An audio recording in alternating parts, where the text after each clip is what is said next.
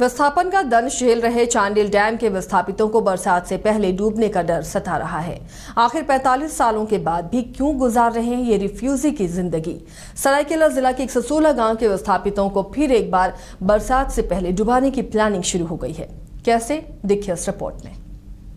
स्वर्णरेखा बहुउद्देशीय परियोजना यानी कि चांडिल डैम का निर्माण संयुक्त बिहार, ओडिशा और पश्चिम बंगाल की सरकारों के द्वारा 1978 में संयुक्त समझौते के बाद हुआ था।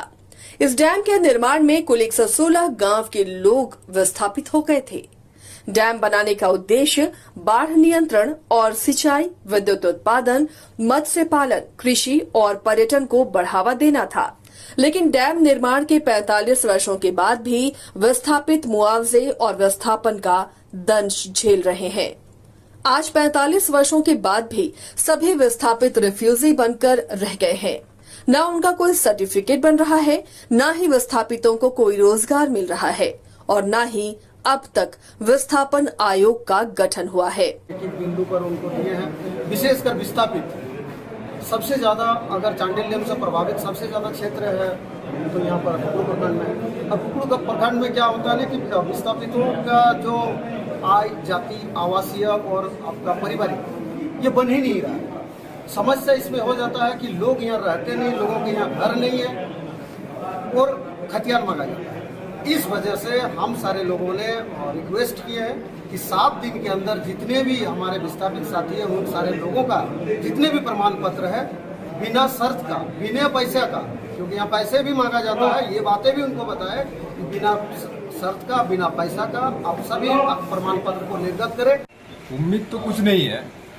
हम जो बैठक वो तो खानापूर्ति होता है, हर साल होता है। हम लोग 40 साल पहले विस्थापित हुए।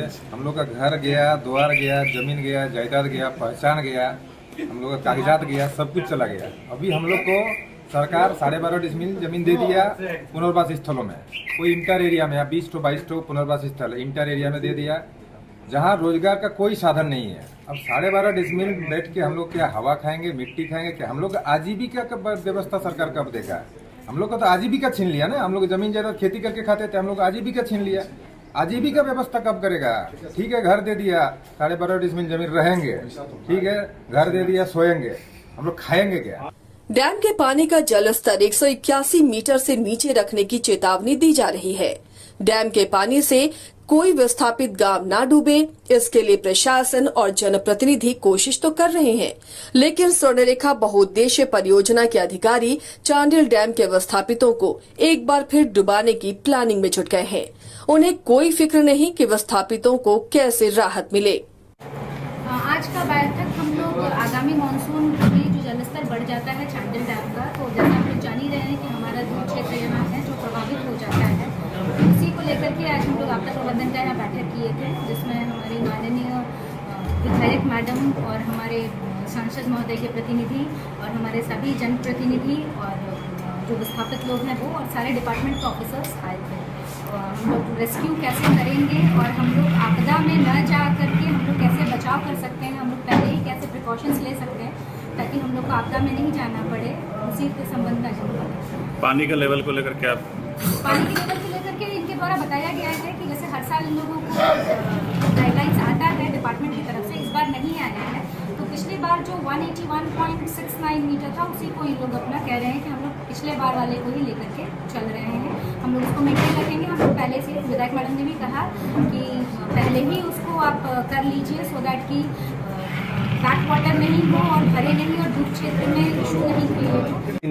आपदा की बैठक है, हर साल की तरह इस साल की बैठक अनुमंडल में चांडिल ये बैठक जैसे हमारा विस्थापित और चांडिल डैम ये एक बहुत ही मुद्दा है जो हर साल की तरह हर गांव में पानी घुस जाता है, काफ़ी समय दिक्कत का सामना करना पड़ता है। इसीलिए ये बैठक की जाती है कि उस समय में कैसे उस समाधान हो सके और उसका निराकरण किया जाए। इधर विस्थापितों के मामले पर झारखंड की प्रमुख विपक्षी पार्टी भाजपा भी मुखर हो गई है और चांडिल डैम के विस्थापितों को संपूर्ण मुआवजा नहीं मिलने तक डैम का पानी 179 मीटर से नीचे रखने की चेतावनी दी जा रही है।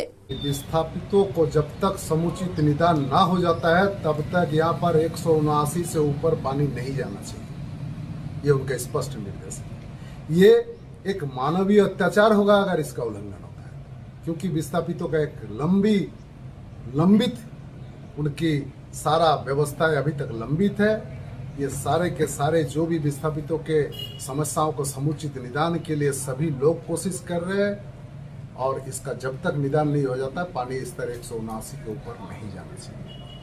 आपदा के मुद्देनजर ये दो बिंदु भी आज आपदा में दिए, क्योंकि सुवर्ण रेखा विस्थापित के साथ साथ प्रदूषण से इस जगह पर जिस तरह का औद्योगिक प्रदूषण है वो भी हमारे लिए आपदा है।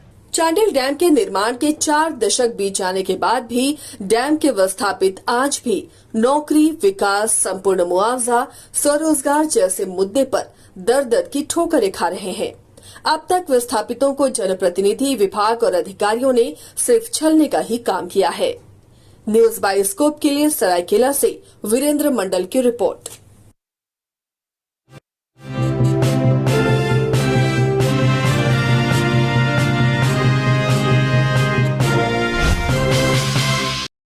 नए अनुभव, जोश और उमंग का बेजोड़ संगम है छोटा नागपुर वाटर किंगडम। यहां आपको पुल पार्टी से लेकर वाटर वेव का होगा एकदम नया अनुभव। सबसे ज्यादा स्लाइड वाला राज्य का पहला वाटर पार्क का नाम है छोटा नागपुर वाटर किंगडम। तो परिवार के साथ आए रातू फन कैसल के पास स्थित छोटा Nagpur water kingdom. Amity university का पटना और रांची कैंपस पिछले कई सालों से लगातार शिक्षा के क्षेत्र में अनमैच्ड एक्सीलेंस प्रदान कर रही है। यूनिवर्सिटी रिसर्च और इनोवेशन और के कल्चर को बढ़ावा देती है, और यही कारण है कि यहाँ के शिक्षकों और छात्रों ने मिलकर अब तक 1000 से ज्यादा रिसर्च पेपर और 100 से ज्यादा पेटेंट फाइल किए हैं। 26 से अधिक पेटेंट पब्लिश्ड हुए हैं और 3 पेटेंट ग्रांट भी हो चुके हैं। और यही नहीं, यहाँ के फैकल्टीज और स्टूडेंट 100 से अधिक किताबें पब्लिश भी कर चुके हैं। यूनिवर्सिटी के दोनों ही कैंपस में स्टूडेंट्स को कॉर्पोरेट प्लेसमेंट प्रोसेस को क्रैक करने के लिए ट्रेनिंग दी जाती है, और इसलिए एमिटी यूनिवर्सिटी अपनी स्थापना से ही देश विदेश के कई जानी मानी मल्टीनेशनल कंपनीज जैसे अमेजॉन, एक्सेंचर, जेपी मॉर्गन और GPT, TCS, Wipro, ITC, federal bank, Hindustan Unilever जैसे 180 रेप्यूटेड कंपनीज के लिए रिक्रूटमेंट की प्रेफर्ड चॉइस बन गया है। यही वजह है कि आयुष कुमार को जेपीटी कंपनी लिमिटेड में 24 लाख, जान निशार अख्तर को अमेजॉन से 30 लाख और देव नरूला को ह्यूमन होल्डिंग कंपनी लिमिटेड से 44,50,000 का पैकेज मिला है। वहीं सुमन गुप्ता को पालो ऑल्टो में मिले 47 लाख के हाईएस्ट पैकेजेस से यूनिवर्सिटी ने बिहार और झारखंड में एक नया रिकॉर्ड कायम किया है। घर के लिए ग्रोसरीज की जरूरत हो या चाहिए फल और सब्जी, डेयरी या बेकरी प्रोडक्ट्स चाहिए या beverages, snacks and branded foods चाहिए हो या ब्यूटी प्रोडक्ट्स, अब इनके लिए अलग अलग दुकानों की तलाश हुई खत्म, क्योंकि रांची में खुल गया है केस्टो मार्ट, जो रखे आपका और आपके बजट का ख्याल। हर सामान पर 5% की छूट, होम डिलीवरी की सुविधा भी। आज ही पधारें। Kesto Mart, one-stop solution for every customer's requirements. Call 9153989339.